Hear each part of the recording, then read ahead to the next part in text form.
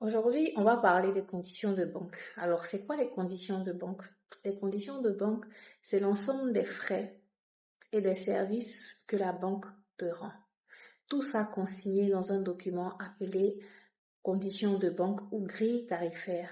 En gros, chaque fois que la banque te rend service, le service que la banque vient de te rendre a un coût et ce coût-là est consigné dans la grille tarifaire. Et selon le guide UEMOA, chaque banque est tenue d'afficher ces conditions-là de banque dans toutes ses agences à la disposition de sa clientèle.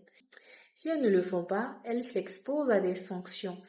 La prochaine fois que vous allez en agence, faites attention. N'allez pas chercher loin, vous allez voir les conditions de banque affichées quelque part dans l'agence. C'est une disposition réglementaire à laquelle doit se soumettre toute banque qui évolue dans l'espace UEMOA. Donc, du fait de son aspect réglementaire, les conditions de banque sont encadrées par la BCAO, qui est, comme on le dit, le régulateur de la zone UEMOA en ce qui concerne les banques et les services qu'elles vendent, les services ou produits qu'elles vendent. Est-ce que toutes les banques font ce qu'elles veulent? Est-ce qu'elles pratiquent tous les prix qu'elles veulent?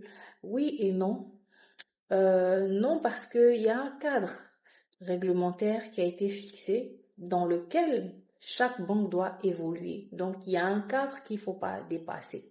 Mais à l'intérieur de ce cadre-là, chaque banque est libre de fixer les prix pour ses produits et services qu'elle vend à sa clientèle, en fonction de ses objectifs, en fonction du type de clientèle qu'elle vise, en fonction d'autres de critères qui lui sont propres. Mais toujours est-il que cela doit rester dans le cadre qui a été fixé par le régulateur. Donc, la prochaine fois que tu veux ouvrir un compte, si tu n'es pas encore bancarisé, moi je t'invite à comparer les offres via les conditions de banque.